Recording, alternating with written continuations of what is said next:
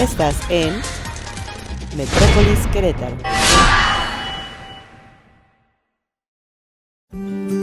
Hay voces que resuenan más allá del tiempo, voces que no solo cuentan una historia, la encarnan. Bienvenidos a Voces que Inspiran, conversaciones con Lila Cruz, un espacio donde el alma se sienta a hablar con la vida. Aquí, cada palabra es puente, cada silencio raíz. Escucha, siente, inspírate. Bien. Muy buenos días, queridos amigos. Otro episodio más en Voces que Inspiran, conversaciones con Lila Cruz. Como siempre, de manteles largos. Hoy tenemos con nosotros al querido doctor Rodolfo Loyola Vera, queretano de cepa, que su vida, su trayectoria ha marcado pues un antes y un después también aquí en Querétaro. Rodolfo Loyola Vera pertenece a esta estirpe de hombres que sin hacer ruido han tejido el alma moral y humanista de Querétaro. Educador, humanista, ingeniero, filántropo, también padre de 12 hijos y promotor incansable. ¿De 12? ¿De cuántos? Hermano. Hermano de 12. No, yo no, yo tengo dos. Yo dije, guau. Yo también creo que ahí lo investigué mal. Incansable. No, yo. Incansable de proyectos que unen servicio, conocimiento y compasión. Sí, no, imagínate. Yo dije, 12 hijos. ¿Cuántos hijos tienes tú? Dos. Pero nosotros somos 12. 12. ¿Y todos viven todavía? Sí, afortunadamente sí. ¿Cómo era la infancia? Bueno, ahí vamos a ir ahorita. Llegaremos a eso, ¿no? Sí, pero Rodolfo, antes de hablar del hombre público, quisiera conocer precisamente esa parte de niño, ¿no? ¿Dónde empieza tu historia? ¿Cómo era aquel Querétaro tranquilo donde naciste, donde corrías entre estos patios, estos silencios, donde la vida se sentía más simple y más honesta? ¿Quiénes fueron las primeras voces que te enseñaron a mirar el mundo con curiosidad y respeto? Pues mira, o sea, como tú dices, yo nací aquí en Querétaro y originalmente vivimos en una casa en la calle de Arteaga 60, ¿no? Una casa pequeña, ahí estaba enfrente de la casa de mis abuelos. Y bueno, pues ahí estuvimos poquitos años, después nos fuimos a una casa que ya no existe como tal, es Hidalgo 1, que estaba pegadita ahí a lo que era la Casa Miguel, no sé si ubicas ahí, había una casa de un árabe, Miguel Sáenz. Sí. Y al otro lado es donde está el fin de siglo, este restaurante ahí, y después ya venimos a vivir aquí, a la casa ahora. De la Zacatecana. La Zacatecana, sí, casa museo, la Zacatecana. ¿Cuántos años vivieron aquí en la casa de la Zacatecana? 30. 30 años. O sea, como familia 30 años, de 1960 a 1990. ¿Y nunca hubo algún episodio de leyendas? No. Como te decía al principio, si somos 12, los fantasmas corrían, ¿no? Imagínate. No, por favor, ¿qué pasó? No, ahí sí van, los fantasmas corrían, ¿no? ¿Cuántos hermanos y cuántas hermanas tienes? Somos 8 hombres y 4 mujeres. Los primeros 7 somos hombres. ¿Tu mamá jamás conoció la palabra aburrimiento, me imagino? No, creo que no, todavía no. Todavía vive y está bastante ocupada con... ¿Cuántos nietos o sobrinos? Puedo decir números, a lo mejor 47 nietos, sin mal no. Dios santo. Y bueno, total ya sumamos más de 150 o 160 entre nietos, bisnietos, políticos, ya un montón de gente, ¿no? Sí, mucha gente, pero una familia muy unida, muy cercana unos a otros, ¿no? Sí, dicen que uno no elige sus pasiones, sino que ellas lo eligen a uno. ¿En qué momento descubriste tu amor por el conocimiento, por el pensamiento y por la educación? ¿Hubo un maestro, un libro o una conversación que te revelara que tu camino era formar, servir y construir? Pues mira, yo creo que esos son procesos un poco lentos, ¿no? Pero sí recuerdo desde muy pequeño que mi abuelo materno, Antonio Vera, una vez me dijo, es que yo veo que tú eres muy observador. Y yo creo, después me di cuenta que yo creo es porque no veía bien. Entonces tenía que estar así como buscando, ¿no? Y eso como que me dejó como una semillita, ¿no? Estar mirando, ser curioso. Y la otra cosa es que él mismo también me empezó a prestar libros, a leer Julio Verne, Sherlock Holmes y todas estas de Conan Doyle, todo eso fueron mis primeras lecturas. Te abrió un universo. Sí, completamente. Entonces yo empecé a leer, y luego la otra cosa también interesante, bueno, como yo soy el mayor de los 12, ¿no? Como que yo de repente me quedé un poco aislado de los otros que estaban ahí, ¿no? O sea, era porque me retraje un poco hacia la lectura, hacia otras cosas, y pues así fue, ¿no? Poco a poco fui encontrando ese camino que me gustó mucho, ¿no? ¿Qué se sentía ser el primogénito y tener esa responsabilidad de ser el mayor y tener 11 hermanos abajo de ti? Pues sí, tiene su, como dice aquel, tiene sus privilegios, pero también tiene sus costos, ¿no? Pues sí, o sea, tienes como un estigma, ¿no? Es que tienes que ser tú el ejemplo, ¿no? Y después lo vamos a decir, el reto en la vida es cómo transformar eso de una carga, ¿no? Decir, oye, pues sí, es que yo, a decir, bueno, yo sigo siendo el mayor, tengo ciertas responsabilidades, pero nada más, ¿no? Cada quien su bronca, ¿no? Y eso creo que funciona bien. O sea, poder, digamos, esa decir, tú tienes que ser el ejemplo, tú, y todo el mundo te está viendo. Sí, pues esas eso, etiquetas, ¿no? Sí, y entonces cuando la miras dices, híjole, pero después dices, no está tan mal. O sea, pero hay que, digamos, buscar la transformación. Es decir, yo no renuncio a mi rol primogénito, pero tampoco cargo con responsabilidades o culpas que no me tocan, ¿no? Ya cada quien está grande y ya haga cada quien lo suyo, ¿no? ¿Qué anécdotas recuerdas de esa infancia? Muchísimas. O sea, los juegos aquí en esta casa, en la escalera, rodándose ahí con unos tambos de cartón. Todo el mundo tenemos de alguna manera una alcancía en la cabeza o los dientes rotos. O sea, pues imagínate 7 hombres jugando a jugar, ¿no?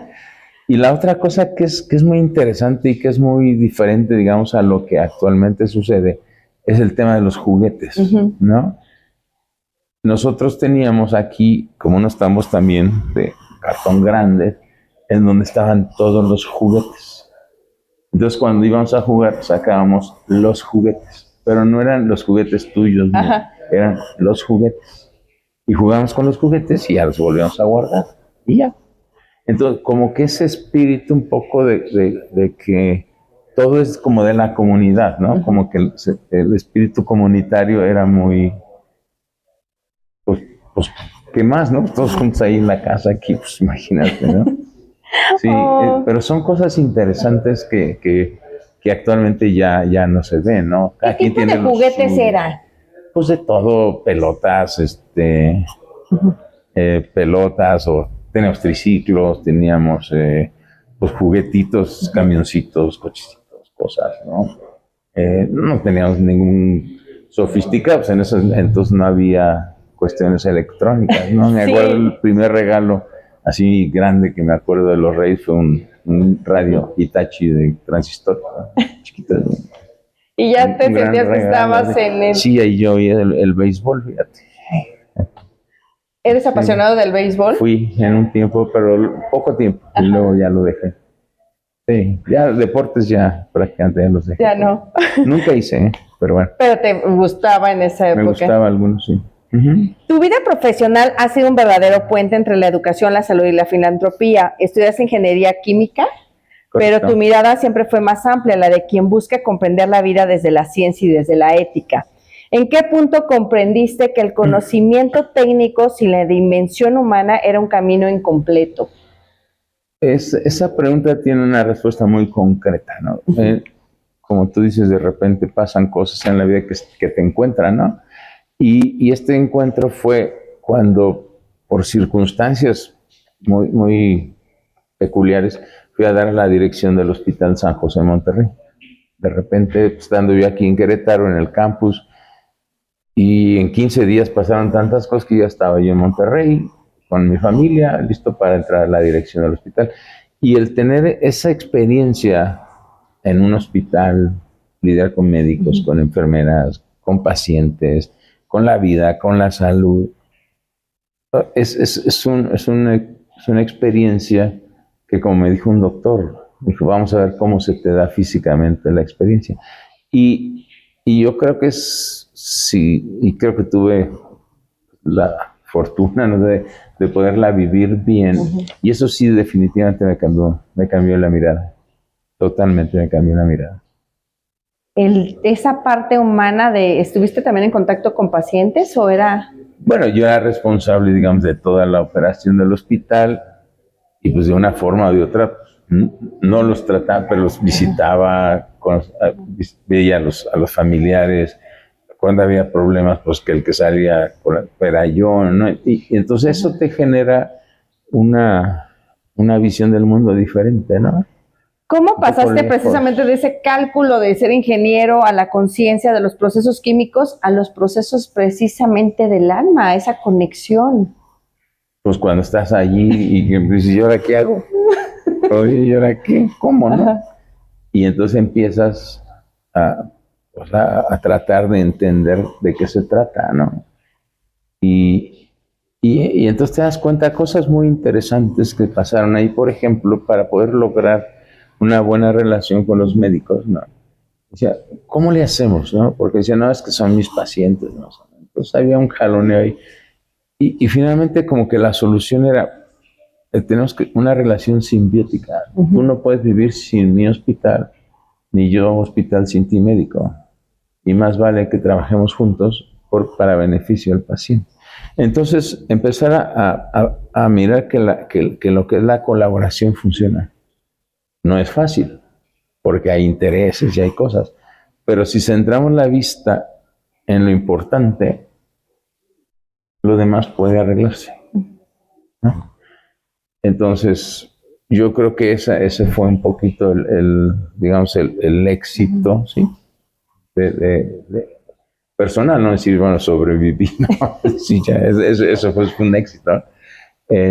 Sobrevivir a eso y haber, pues, tenido una transformación en la visión del mundo, ¿no? ¿Qué te enseñó en esa etapa sobre la compasión y sobre la importancia de cuidar no solo el cuerpo, sino el alma y hacer esta, como tú dices, esta sinergia de quitar egos y hacer una comunidad? Pues mira, ahí era como un poco empezar a entender quién es el paciente, ¿no? Tenía una jefa de enfermeras que acaba de fallecer últimamente y ella fue la que nos empezó a dar la visión de que el paciente tenía que ser visto en sus dimensiones y decía biopsicosocial. O sea, una visión integral del ser humano en donde la parte biológica obviamente es importante y esa pues se trata de una manera, la psicológica de otra forma, porque estás en un estado de indefensión, estás en un estado de vulnerabilidad muy alto y social, porque finalmente estás hablando de familias que entran en esa crisis, dinámica. en una dinámica de crisis muchas veces por el tipo de enfermedad que se pueden estar presentando. Y que puede generarse también pues, catástrofes económicas por temas muy complicados, en fin, ¿no? Entonces, esa visión de decir, esta es una persona y tiene todos estos elementos, ¿no? Y está en una posición que lo dice su nombre, es paciente, ¿no? Está pasivo, está recibiendo. Y entonces tiene que ser mirado y tratado así, ¿no? De una persona que está en un estado altamente vulnerable. Y si no lo ves así, todo sale chueco, ¿no? ¿Cuántos años estuviste ahí? 5. ¿Cuál sería el legado que te dejó esa experiencia? Pues eso, ¿no?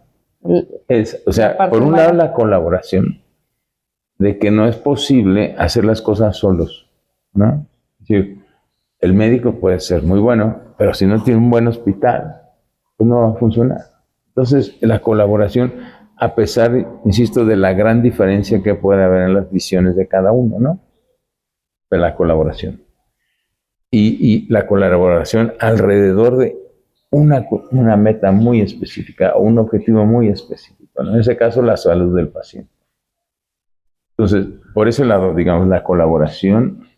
Y por otro lado, también que ahí como que ahí nació la raíz de un saber, vamos a decirlo así, que para mí es muy relevante. Que en esta vida lo que funciona y lo que produce son las relaciones, no son las personas. Estamos ahí muy equivocados en decir, es que yo y mis objetivos y logro y yo soy fruto de mi esfuerzo. Espérate, no. Tú eres lo que eres porque estuviste en ciertas circunstancias que te fueron moldeando, ¿no? A través del tiempo. Entonces, si esta entrevista sale bien, pues es que hay una relación pues de afecto, de confianza, ¿no? Y eso produce cosas. Pero si yo estoy hacia la defensiva, a ver qué me dice, pues la relación no está alineada, se corta. Y eso sucede en el trabajo, en la familia, con los hijos, con los hermanos, con cualquiera, ¿no?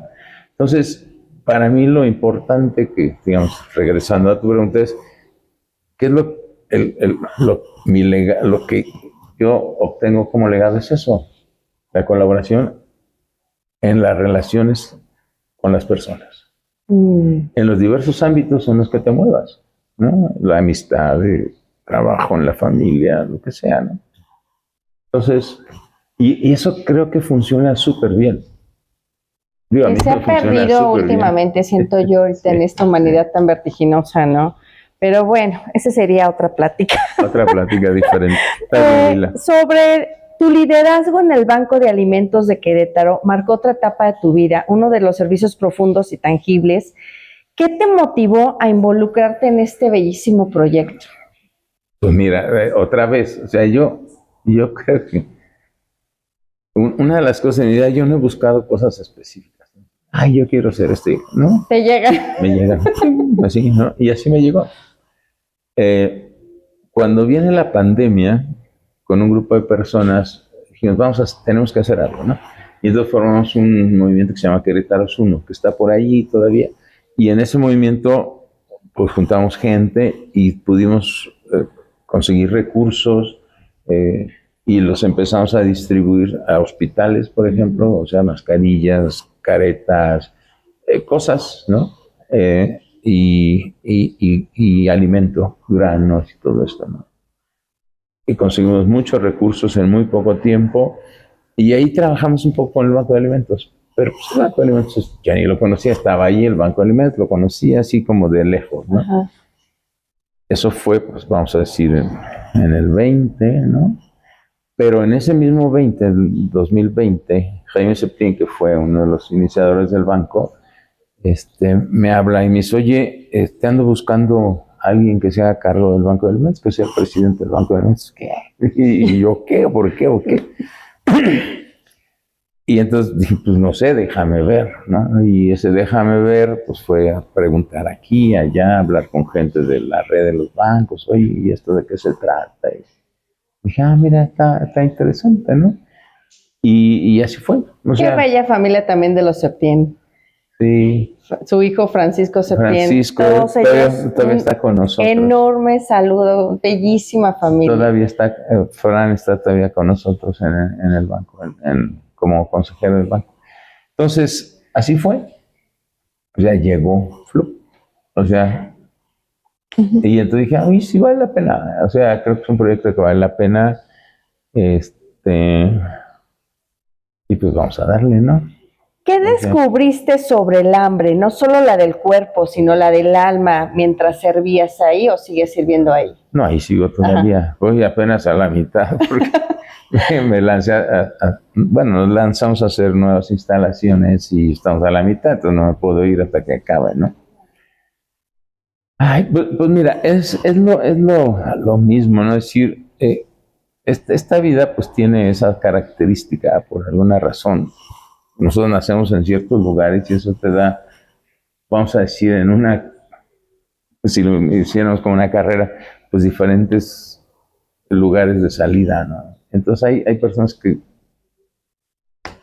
empiezan desde bien atrás, ¿no? ¿Por qué? Porque tienen muy pocos recursos, porque no tienen acceso a educación, ¿no? Entonces dices tú, está feo, ¿no? O sea, y claro, estás consciente de que de que lo único que se puede hacer es proporcionarles de alguna manera ciertos elementos para que ellos puedan empezar a Arrancar otra vez. arrancar, aunque sea de una manera muy modesta, ¿no? O sea, y entonces como que entender que la pobreza, que el hambre, pues tienen que ver con condiciones estructurales, ¿no? Que no tienen que ver realmente con cuestiones personales. Dice, oye, si hay alguien que salió, pues sí, pero es uno en 50 millones, o sea, espérame, no, digo, pues es como la lotería, ¿no? O sea, tienes un garbanzo de libra, pues sí, pero la gran mayoría de la gente no tiene esas oportunidades. Tú sabes, si un niño o una niña tiene carencia alimentaria en los primeros 3 años, esa no va a tener capacidad de producir, o sea, no va a tener capacidad de aprender, no va a tener capacidad, o sea, a toda su capacidad, sino va a estar disminuido. Entonces ya empiezas a tener, pues, sobre una desventaja, más desventaja. Entonces, oye, pues que esto puede está caer del en popol. un sinfín de vicios y mil cosas, ¿no? Si no se apoya. Sí, esa es otra cosa, Ajá. ¿no? Lo de los vicios, eso es otra cosa. Otro día, Otro día, otra plática. Ya Otro día llevamos platicamos de tres otras capítulos más. Oye, otras cosas. ¿crees que un país puede medirse por cómo trata a sus más necesitados? Pues sí. Y cómo los tratamos, ¿no? Primero, y el modelo del banco, por ejemplo, sí tiene en cuenta eso. Por ejemplo, nosotros no regalamos los alimentos, sino tenemos cuotas de recuperación como un mecanismo para dignificar. O sea, yo no te regalo, sino que te proporciono cosas a un nivel en el que tú puedas acceder a ellas, ¿no? ¿Sí? Pero, y haces acciones de voluntariado, etcétera, tratando de dignificar lo que se da. Yo creo que el asistencialismo, es decir, toma, nos hace daño. Entonces, bueno, ahí ya podemos traer en los temas políticos, mejor vamos por otro Seguimos lado. por el otro lado. Sí. Bueno, para ti la filantropía no es solo repartir alimentos, sino devolver dignidad. ¿Dirías que ayudar es un deber moral o una forma de encontrar sentido? Pues yo creo que lo ideal sería no como un deber, sino es una forma, y para mí es muy claro, ¿no? Decir, bueno, ¿tú por qué haces eso, no? O sea, ¿qué te da? Pues bueno, me da un chorro de cosas. Por un lado, me da la satisfacción de regresar algo de lo que yo recibo, ¿no? O sea, si tú ves qué recibí, pues una familia súper bien, una posición bien también, oportunidades de escuela, oportunidades de trabajo, oportunidades. Y luego, Me lo quedo yo, sino o que lo sea, expando. ¿por qué? Y la ciudad como tal, pues nos ha dado mucho a muchos, ¿no? Entonces la pregunta es, ¿y qué voy a hacer con eso? O sea, me muero y se acaba. No, entonces, y entonces para mí el sentido es ese, es decir, yo me siento muy feliz de hacer algo por Querétaro, por su gente, y este es un mecanismo muy bueno para hacerlo. Entonces, ¿qué me deja? Pues eso, o sea, si sabes que, pues un poco como la gratitud, ¿no? Es decir, Ser agradecidos. sí, claro, es decir, ¿por qué? Porque he recibido mucho. Y ya. Y de lo que he recibido, lo valioso, pues es lo que pude aprender, lo que sé, lo que puedo regresar, es eso. Porque lo más fácil es regresar dinero. Pero eso no es suficiente. ¿Se aprende a servir o el servicio es un llamado interior? Yo creo que se aprende. Se aprende. Y se aprende en la casa, principalmente, ¿no? O sea, oye, tus hermanos, a ver, cuida a tus hermanos. Con mis papás salen en la noche, a ver, los cuidan. Y si, las gotas de los oídos, aprendes a cuidar. Y yo creo que eso es algo que hemos perdido, el cuidar, ¿no? Entonces, ¿y cómo cuidas? Pues estando al servicio, ¿no? O sea, pero yo creo que el servicio se manifiesta en cuidado, ¿no? Y tenemos que cuidarnos nosotros y a los que están cerca, ¿no? Y luego también a los otros más lejanos, en fin, ¿no? Y después también podemos cuidar al planeta, pero yo creo que el servicio, pues yo creo que se funda en esa capacidad de cuidar. Y cuidar, ¿qué significa? Lo miras y algo haces, acoges, ¿no? Y te haces cargo de algo. Cuidas, ¿no? Entonces, es interesante hablar de servicio, cuidado, ¿no? Sí. No, bueno, contigo podríamos hacer un sinfín de programas. Claro, hay que yo darle recuerdo variedad al tema. María Elisa fue para mí una persona muy importante que me invitó también a otro programa muy bello que hiciste o que participaste, Querétaro Circular y la visión del futuro en esta parte, que también me invitó a estar ahí, que hubo varias, varias etapas en... Tiene potencia. Ahí sigo en el chat y estuvimos participando, que se me hace... increíble es esto, ¿no? ¿De dónde nace esta convicción tuya de mirar el desarrollo con ética, con conciencia ambiental y con amor a la tierra? Mira, el tema, eso surge de un... Y tengo muy presentes, en febrero del 2019, en Monterrey, en una plática de Macario Schettino, que nos dio a los consejeros del TEC, y después yo tuve una plática con Enrique de la Madrid, ¿no? Y dijo, ¿y cuándo vas a Querétaro? Entonces, fue en mayo del 2019, vino a Querétaro. Y entonces de ahí nos dio una plática, éramos como 10 personas, y entonces surgió la idea, un movimiento que se llamó, porque ya no, después se transformó, Creo Querétaro.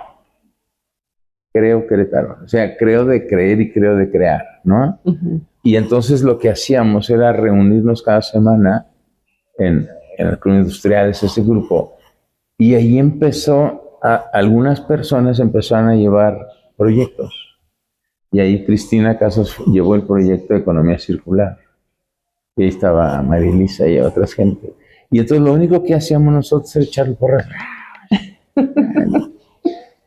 Y entonces empezó a crecer y otros proyectos también salieron de ahí, Querétaro es uno salió de ahí.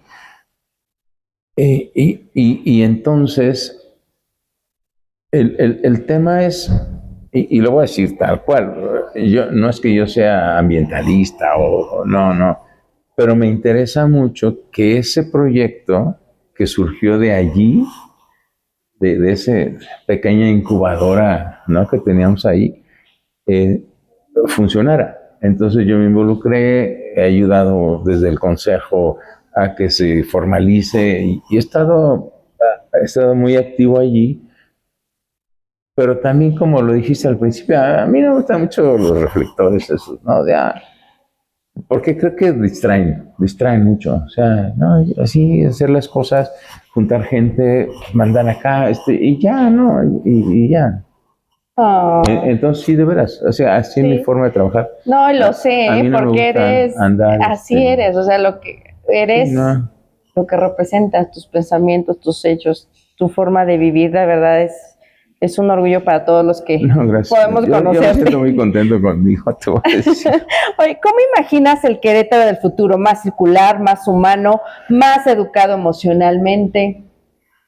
Híjole, eso es muy difícil, o sea, porque estamos como en un movimiento, pues en un cambio de era, de época, ¿no?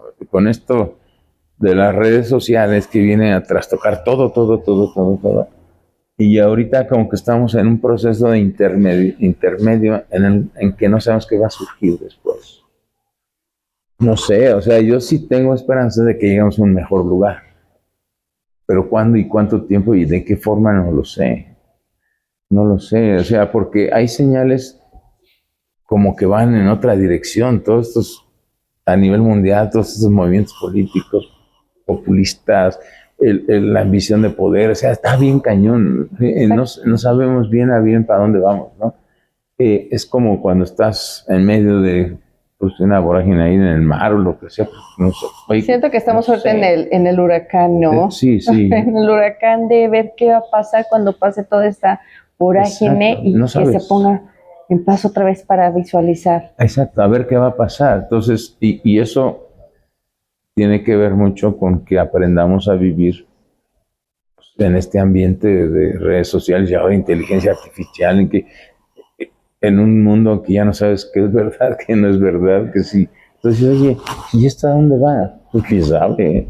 Entonces, en lugar de decir, oye, pues esto está muy complicado, que sí lo está, pues vamos a hacer lo que podemos hacer, nada más. Y una cosa también que es súper importante, al menos en mi caso, es ya dejar de mirar lo que falta. Es actuar desde Sobre nuestra lo que zona, ¿no? tienes. No, dice, es que falta esto, es que esto está mal. Pues sí, ya lo sé. ¿Y eso de qué me sirve? Vamos a trabajar en lo que tenemos. Dejar de quejarnos y actuar Sí, con lo que tenemos. Sí. Sí, a ver, como dice Roberto, pues tráete la solución, pero con el trapito, ¿no? O sea, no me van a decir, oye, es que hay que arreglar eso. No. Digo, oye, vengo y voy a colaborar para arreglar eso. Ahora, así sí nos vamos entendiendo. Porque si no, ¿cómo? Efectivamente. ¿Cómo le haces? Pues ya no me vengas a dar consejo. Oye, tienes que hacer, no, sácate, pues no. Si no es a chambear, ni me digas nada. Pues sí, ¿para qué? Oye, toda esta parte, toda esta trayectoria que tienes, ¿cómo la plasmas en tu familia? ¿Cómo eres como esposo, como padre de dos hijos? ¿Cómo has creado a partir de esta historia de tener dos hermanos, una familia enorme? Y toda esta enseñanza, ¿qué valores les inculcas a tus hijos? ¿Qué historia de vida Bueno, tienes? mis hijos ya, bueno, primero tendrás que saber que acabamos de cumplir 50 años de casa, o sea, lo cual ya es una... Y una gran bendición hoy en día tener... Sí, tener esas credenciales no está fácil. Bueno, por lo menos dime el secreto de cómo tienes una relación de 50 años Pues mira, con el amor. Pues mira, una de las cosas es, como un paso atrás también, yo aprendí en el hospital particularmente a trabajar con mujeres. O sea, me encanta trabajar con mujeres. O sea, es muy, muy bonito, muy agradable, muy bien. Y una de las cosas, ya regresando al ámbito que he aprendido, es no trates de cambiar a tu mujer. O es que deberías, no, o sea, tienes que aceptarla como es. Y ya, y hacer cosas que provoquen cambios, pero sin una expectativa. Es que tendrías que ser así. Pues no, eso no existe. Así es. Así es. Y con mis hijos, digo, realmente tenemos una súper buena relación, muy cercana, en fin, muy cariñosos con nosotros. Pues es como haber estado siempre cerca, a pesar de tener mucho trabajo o hacerme como que tenía mucho trabajo. El estar cerca, el siempre estar ahí, cuando me broncas estar. Entonces, como que, o sea, para mí como el secreto, tiene muchos secretos acá. No, el secreto es cómo en la familia en donde crecemos, se puede generar un ambiente de seguridad emocional. Yo creo que esa es la clave, seguridad emocional. Nosotros crecimos en un ambiente de seguridad emocional. No seguridad económica, no, seguridad emocional. Sabíamos que era un lugar donde pertenecíamos, que había broncas, que lo que tú quieras, que nos peleamos, lo que tú quieras, pero un lugar seguro. ¿Ah? Y yo creo que eso es lo que ya no tenemos ya. Un lugar seguro. O sea, los niños y las niñas no crecen ya en un ambiente de seguridad emocional. Entonces eso genera mucha inestabilidad. Inseguridad, Exacto. angustia. Entonces como que, y aquí luego a veces me dice mi esposa, es que no digas eso. Es que tenemos que regresar a mirarnos porque somos animales mamíferos. Y como animales mamíferos necesitamos ciertas cosas. Necesitamos ser tocados, necesitamos cercanía, necesitamos cosas muy específicas. Sí. Que si no las tenemos, crecemos torcidos. Yo recuerdo mucho eso, O sea, eso se me quedó muy grabado de una doctora. Yo viví en Canadá en esa época y cuando nace mi hijo me dice precisamente eso. Somos los únicos mamíferos que alejamos a nuestra cría. Pues sí. Lo mejor que puedes hacer es tenerlo, Claro. tocarlo, besarlo. Dicen, no lo vas a embrasilar, que muchas veces teníamos como esa teoría, ¿no? Déjalo llorar. Y creo que el contacto físico, como bien dices, a esta edad inclusive, el sentirnos amados, el tocarnos, esa carencia afectiva, pues precisamente nos hace ser inseguros, ¿no? ¿En qué lugar viviste? ¿Cómo poder volver a rescatar esa humanidad, ese cariño y ese amor? En estos tiempos donde hay Es muchos... que yo creo, el tema principal es que tenemos que entender eso, ¿no? Yo siempre digo, actuar sin entender es una muy mala estrategia. Entonces, ¿por qué hacemos las cosas? Pues porque así nos enseñaron y funcionan. Pues sí, algunas sí y otras no. ¿Por qué no funcionan? ¿Por qué sí funcionan? Y yo creo que pues un espacio, sin entrar en temas de la familia y que tiene que ser así o así, o sea, un espacio emocionalmente seguro. ¿Ya? Bueno, ya. ¿Qué significa eso? Pues donde no se instale el miedo, donde no se instale la rabia, donde no haya lugar a la violencia. Eso es seguro. O sea, donde tú puedes llegar, como dicen, al hogar, ¿no? El hogar. Dar realmente ese significado de hogar, de calidez. De calidez, de seguridad, Ay, ya llegué. Ya llegué a mi paz, a mi refugio. Como decíamos cuando estábamos chicos y jugábamos, ya llegué a la base. La base. Sí, ya llegué a la base. Bueno, sé que una de tus grandes pasiones es la literatura y la escritura, ¿no? Me gusta ya Pero bueno, los libros dicen otra cosa. Los libros que has escrito, entre ellos Desnudo, una colección de relatos donde lo cotidiano se vuelve símbolo y donde el pensamiento se viste de sutileza. ¿Cómo fue ese tránsito del cálculo al verbo, del laboratorio al papel? Bueno, o sea, siempre es como la curiosidad, ¿no? O sea, y esto me acuerdo perfecto. Fue cerca de diciembre de 2010, algo así. Y yo decía, yo quiero escribir algo, ¿no? Pero estando hablando de 2010, hace 15 años, ya soy un escritor ya bien pasado, ¿no? Y entonces le hablé precisamente a Araceli Ardón. Le dije, oye, fíjate que tengo como inquietud de escribir. Mi querida Araceli Ardón, si nos ves, te mando un enorme beso. Mi gran maestra, que admiro también, una señorona. Y luego, saludos a Araceli. Nos vemos en la presentación de Josefa. Entonces, me dice, pues vete con Tere Azuara. Tere, que ya falleció, tenía un taller que se llamaba La Buhardilla, aquí en la 5 de mayo. Y entonces fui, y ya me presenté y le dije, oye, Tere, fíjate que yo quiero escribir. Y lo único que tengo son piedras. Así le dije, piedras. ¿Qué es una piedra para mí? Eran como ideas, como frases, como cosas que quería desarrollar un poco como más. Exacto, o sea, no hacer collares, sino pulir la piedra, ¿no? Entonces, dije, pues vamos a hacerlo. Y entonces empecé a trabajar con ella. Ella me entendió perfectamente lo que yo quería hacer, me empezó a guiar.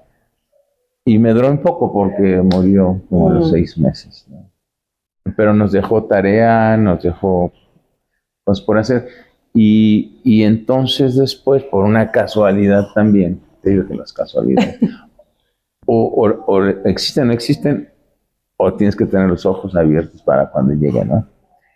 Me encontré una persona que había sido jurado de un concurso en donde yo gané el primero y segundo lugar, ¿no? Wow. Porque nada más éramos 3. No sé.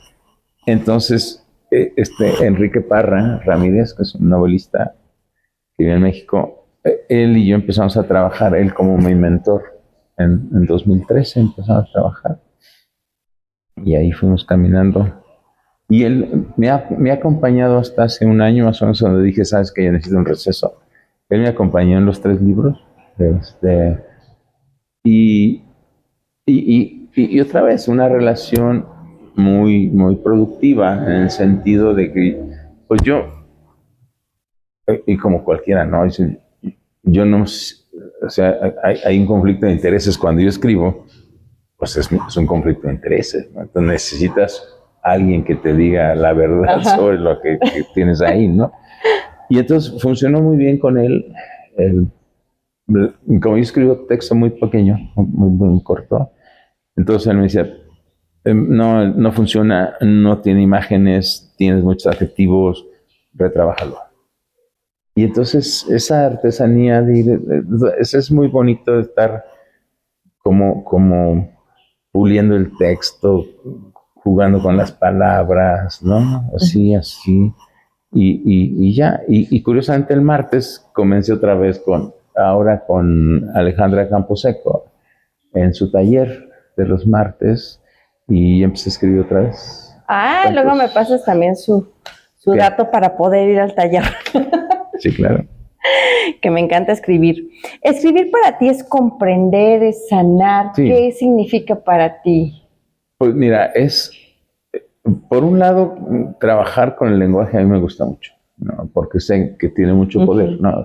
Puedes hacer, como dice yo, con el lenguaje puedes hacer cosas, ¿no? Construyes mundos, haces muchas cosas. Y entonces manejar el lenguaje, pulirlo, o sea, me gusta mucho, ¿no? Curiosamente, pues lo que he escrito, pues ha sido cosas que han salido, ¿no? Y si tú ves el libro de Desnudo, dices, ¿qué libro tan raro? Porque, y me han dicho, es que lo que aquí dice no tiene nada que ver con lo que tú aparentas ser allá, ¿no? Es como un libro oscuro, tiene ilustraciones así raras, ¿no? Y dices, bueno, ¿y por qué? Pues yo no sé, o sea, pues eso fue lo que me sale, ¿no? Y sí, o sea, de alguna manera, así es, ¿no? Y entonces una vez una persona me dijo, ¿sabes qué? Es que es como la conversación con tu sombra. Y yo creo que sí. O sea, es lo que te iba a decir, pero no quería interrumpir, sí. Y eso tiene un efecto muy saludable. O sea, porque me decía una persona, me dice, oye, ¿y a poco esto que dijiste aquí que mató a alguien? Tú le dices, no, hombre, claro que yo no lo hice, no, claro que no, es ficción. Pero de alguna manera, pues entras a explorar esos instintos, ¿no? Y los acomodas y ya no te dan lata, ¿no? Ya no te dan lata, ya están ahí, ya los viste, ya les diste vueltas y ya, ¿no? El de poesía es diferente. Ese también es alrededor del lenguaje, ¿no? Así, a ver, en 17 sílabas plasma algo, ¿no? Entonces el reto de estar ahí, tratando de poner una idea. Entonces eso también es interesante. Tiene su chistecillo. Y luego el otro de aforismos, pues también igual, o sea, son frases que tienen que ver más con la visión del mundo, con temas de poder y otras cosas, ¿no? ¿Y por qué esa diferencia? No sé, pues porque yo siempre había querido escribir algo de haiku. ¿Por qué? Porque, y yo sí me acuerdo, en literatura universal en la prepa, nuestro maestro era Hugo Gutiérrez Beca. Y nos enseñó algo de haiku, ¿no? Y como que siempre me quedó esa curiosidad de aprender a hacerlo. Digo, no con la técnica japonesa, porque es muy complicada, Sí. muy complicada, pero al menos en la estructura lingüística o sintáctica de los 575, ¿no? Sí, ¿Y tú crees que el haiku y la poiesis son también una forma de oración, de presencia?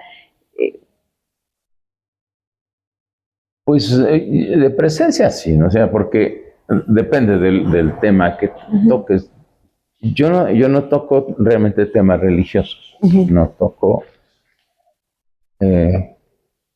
pero toco temas como más humanos, ¿no? Temas sobre la muerte, temas sobre la naturaleza, temas sobre conflictos, ¿no?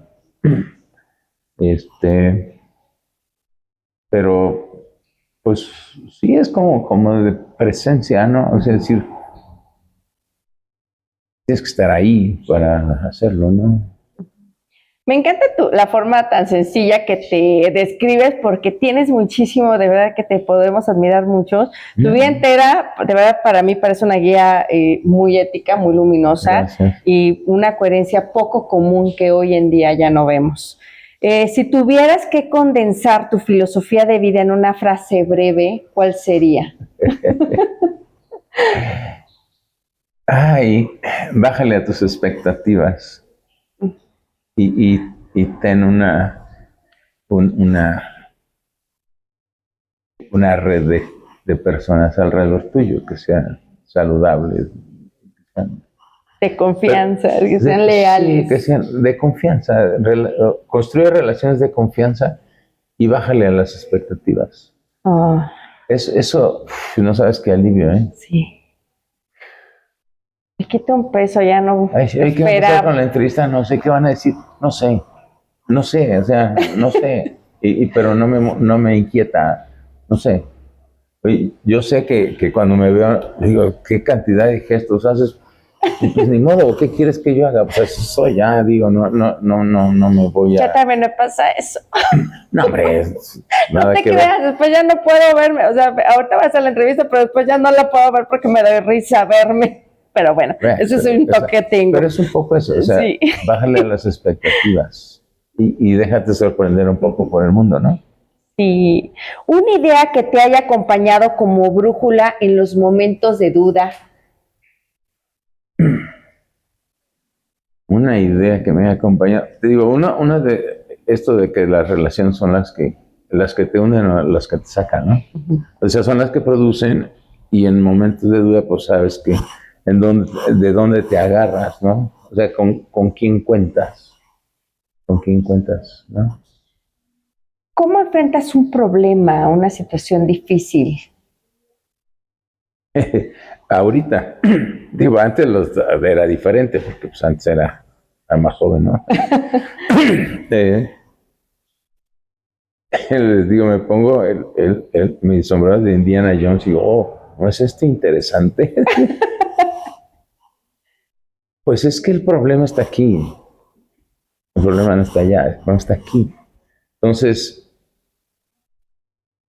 una de las cosas que he aprendido, y eso es un poco es complicado, es a bajarle a los juicios. Entonces eso te hace pensar muy despacio. De las cosas, ¿qué opinas? No sé, no sé, no entiendo, no veo, no sé, espérame, dame chance. Y eso, o sea, te permite como que de una forma mucho más sensata explorar, ¿no? O sea, y sin caer en esta cosa, que lo mencionaste hace rato, de la prisa, la urgencia. Ya, resuélvelo. Espérate, si no le entiendo, no sé qué está pasando, ¿cómo quieres que haga algo, no? Y como tener esa, digamos, serenidad de decir, serenidad y paciencia, ¿no? De decir, espérame, ¿cuál es la prisa? Espérate, déjame ver, no sé, en este momento no sé. Pero ¿cómo que no sabes? No sé. No, es que no me quiere decir no, es que no sé. Déjame entender. Y entonces, pues, al otro día, sí, y aparecen cosas. pero tienes que dejar, bueno, en mi caso, ¿no? Y sí, yo pienso mucho más despacio, pero pienso mucho más profundamente, pero no rápido, o sea, tarda. Es que si no, inmediatamente reacciona. Y eso no tiene más que una como posición de defensa, y espérate ya que se calme este cuento, ¿no? Como si fuera una crisis, pues sí, si es una crisis sí reacciona rápido, pero si no es una crisis, no tiene. Entonces, como que hay que tener, digamos, ante un problema, como esa capacidad de decir, a ver, espérame, a ver, déjame ver qué está pasando, porque muchas veces pues no entendemos qué pasa. Hablando de educación, desde tu experiencia, ¿crees que aún puede ser un acto de liberación y no de control? O sea, ¿estamos enseñando a pensar o solo a repetir? ¿Qué papel juega hoy en día este tema de la educación? ¿Cómo lo...? Pues no sé, o sea, en México estamos muy mal. Y queremos entrar en procesos de control, en que la gente crea cosas que si nosotros tenemos 10,000 años, o ya no sé qué cosas queremos creer. Pero la educación es, pues tú lo dices, o sea, es enseñarnos a pensar, a reflexionar, a escuchar, a decir, oye, mira, no, qué interesante está esto, no, mira aquí. Y entonces ir como, o sea, mira, una de las cosas fundamentales para mí es, ¿cuál es la primera pregunta que surge en los bebés, en los niños? Las niñas. ¿Por qué? ¿Por qué? ¿Por qué? Es una capacidad humana perfectamente bien definida, es la curiosidad, la exploración. Ellos andan ahí metiendo las manos y la boca.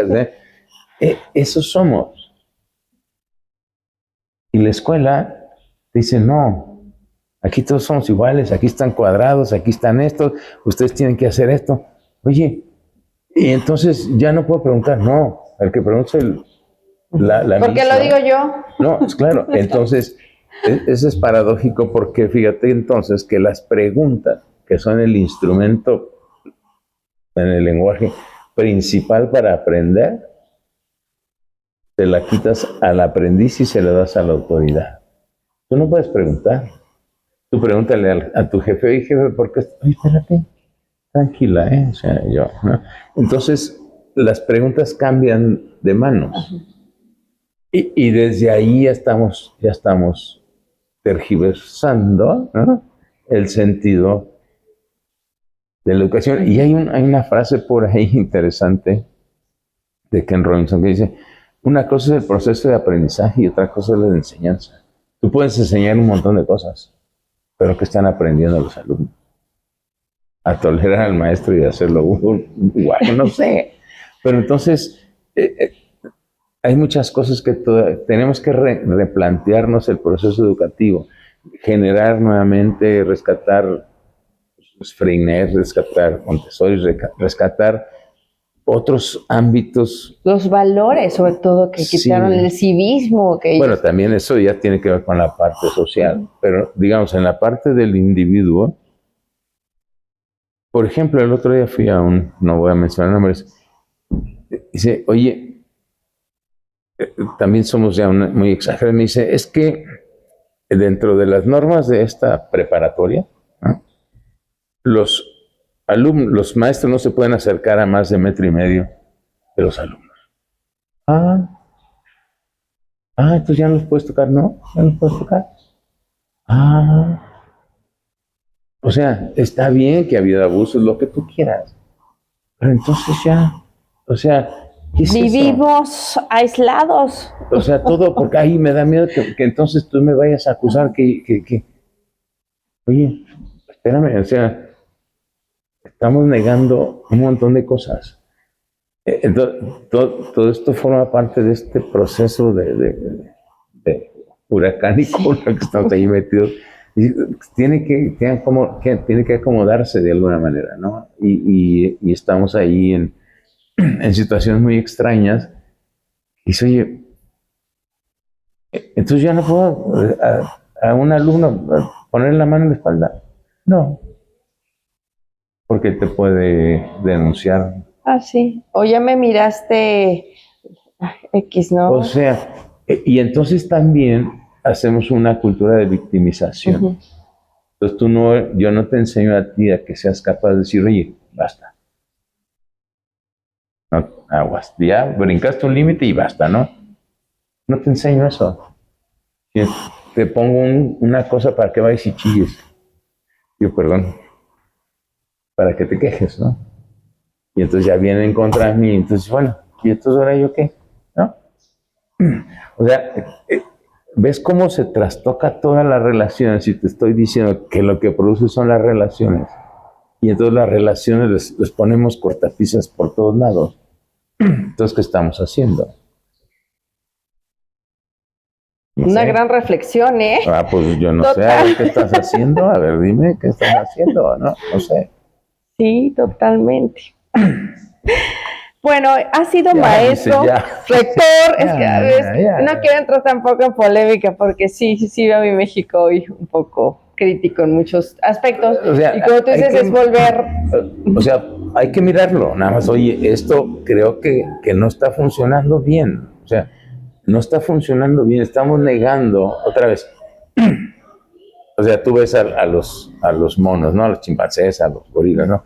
Ahí están en el grooming, ¿no? Están pues están tocando, ¿no? Están cerca. Y si alguien le pega una mano, si se para allá, ok, ya, hasta ahí ya, ¿no? Pero ahora ya no, todo tiene que ser por leyes y reglamentos, y ya no tenemos capacidad. Eso es un extremo ¿qué es eso? muy Estamos un poco ridículo. fuera de... Desfasados de la Digo yo. Yo también opino lo mismo. Si tuvieras que hablarle a los jóvenes, a las personas que nos están viendo, que hoy comienzan sus caminos, ¿qué le dirías sobre el verdadero éxito, sobre la ética, sobre el verdadero amor por lo que se hace? Yo creo que una de las cosas importantes es que pues que ames lo que haces, ¿no? O sea, y porque si no, no va a salir bien. Sí, o sea, sí. Si no, es que voy a hacer esto y ya después me dedico. Pues no, o sea, ¿por qué no exploras lo que realmente quieres hacer? Y lo exploras con esta curiosidad, con baja expectativa, ¿no? Es que ya mi libro de desnudo va a ser... No, Nobel. lo escribo para mí y ya, porque me gusta hacerlo. Y cuando lo publicamos, ya me salió un poco del tema, pero cuando lo publicamos, le dije a Eduardo, dije, oye, pero hay que ponerle monitos, porque es bien poquito texto, entonces hay que ponerle monitos para que se vea. Y entonces, al final, sale un libro bonito. Independientemente del contenido, está bonito, ¿no? Entonces, ¿por qué? Porque eso quería hacer, ¿no? Y ya, entonces... Pues, o sea, sí, pues haz lo que te gusta hacer, lo que te llama y trata de disfrutarlo, ¿no? A pesar de las complicaciones que puedas tener. ¿Y qué otra? Porque ahorita hay muchísimas opciones y ese es otro problema. Tener demasiadas opciones te pierde. Te pierde, ya no sabes para cuál. O sea, vas al súper y ves 500 marcas de desodorantes. Sí. ¿Y cuál es? Pues no, ya la que yo usé ya no está. Y ahora hay 200, ¿y ahora cuál? No sé. O sea, te pierdes. Entre tanta opción te pierdes. Igual opciones en videos, esto, o sea, te pierdes. Entonces también por eso es importante focalizar. Esto es lo que quiero hacer. Y entonces trabajar por ello, ¿no? Uh-huh. Y por último, estimado Rodolfo, si el tiempo te regalara unos minutos con el niño que fuiste, ¿qué le dirías? Pues, ¿qué le diría? Pues que vamos bien, ¿no? O sea, si yo veo así como mis 73 años, no los puedo ver todos porque no me acuerdo de los primeros, no, pero... O sea, como que siempre me quiero estar un poco mejor, ¿no? En términos emocionales, en términos de con los de que me rodean, ¿no? Estar mejor, estar bien. Y yo creo que yo soy principalmente responsable de que eso pase. Porque nada más que, o sea, el infierno son los otros. Ay, no, pues no. Pero yo puedo hacer que ese infierno cambie. Si yo cambio la forma en que te trato a ti, tú vas a cambiar. Seguro. Uh-huh. Pero entonces, es que cambia tú. Tienes que cambiar. No cambies. Yo cambio, pero soy lo suficientemente agudo en mi observación que, si yo le doy por acá, Lila se va a ir para allá. Ajá. Entonces, me estás manipulando. No. Estoy encontrando una forma de bailar juntos mejor. Ay, qué Y no te voy a estar pisando cada rato, ¿no? Entonces, vayámonos por ese lado. Si tú tienes tendencia a ir para allá, bueno, vamos para allá. O sea, no hay problema. No es que yo tengo que estar aquí, ya. Entonces, flexibilidad, y estar bien con los que te rodean, ¿no? Sí. ¿Cuál sería tu legado espiritual, tu testamento de vida? No sé. Eso, pues, no sé. Sí sabes. No, que... Eres muy modesto. No, es que, o sea... y tiene que ver con lo mismo. Si bueno, a ver. Tú puedes decir, mi legado es esto, ¿no? Y yo lo que puedo decir es, yo he llegado a tener una forma de vivir que es observable. Y nosotros, los mamíferos, aprendemos de lo que vemos. Si en ese interactuar alguien adopta algo de lo que yo hago, pues eso es lo único que puede ser el legado. O sea, mi legado son 3 libros y Otro gran legado que se me olvidaba, Líderes del Mañana. ¿Eso que tiene? Líderes del Mañana también eres parte de ya lo dejé, sí. Líderes de Mañana. Por una razón muy sencilla de enfocarme en el banco de alimentos. Sí, ya tampoco, ya tanta cosa, ¿no? Sí, en Líderes del Mañana tuve la oportunidad de dirigir el Comité de Desarrollo en el TEC de Monterrey, aquí en Querétaro. Hicimos cosas muy interesantes. También enfocado a tener una estructura de becas para alumnos que lo requieren. De excelencia académica. Exacto. Y excelencia en su hogar, ¿no? En su zona. Sí, en su vida. No, bueno, entonces es un proyecto muy bello que me encanta que siga y que puedan apoyar a varios jóvenes. Como tú dices, esa gratitud, ¿no? O sea, yo estoy en una situación privilegiada y cómo poder retribuir también a la sociedad con estas ayudas, ¿no? Claro. Ay, pues. Entonces eso es el legado, pues es que si lo quieres poner un poco romántico es el recuerdo, ¿no? Ay. Pero no es el recuerdo. No, es compartir un poco una visión de la vida que puede serte útil a ti y por qué ha sido útil para mí, ¿no? Y ya. Y que cada quien haga lo que le toca. Efectivamente. Muchas gracias. Es una gran responsabilidad. Te agradezco infinitamente este tiempo. Gracias. Quizá tu historia no se mira por los cargos, sino por la coherencia de lo que piensas, haces y sientes. En cada aula, en cada familia que ayudaste, en cada plato que llenaste y en cada mente que encendiste, hay un pedazo de este legado invisible que convierte una vida en ejemplo. Muchas gracias, de verdad, Rodolfo, por recordarnos que educar es amar. Sí. Que servir es pensar y que vivir con propósito es el acto más bello de la inteligencia humana. Sí, yo creo que sí. Muchas gracias, Lila. Te agradezco infinitamente. Gracias y bueno, nos vemos en el futuro. El próximo jueves en otro capítulo más en Voces que Inspiran. Hasta la próxima. Estás en Metrópolis Querétaro.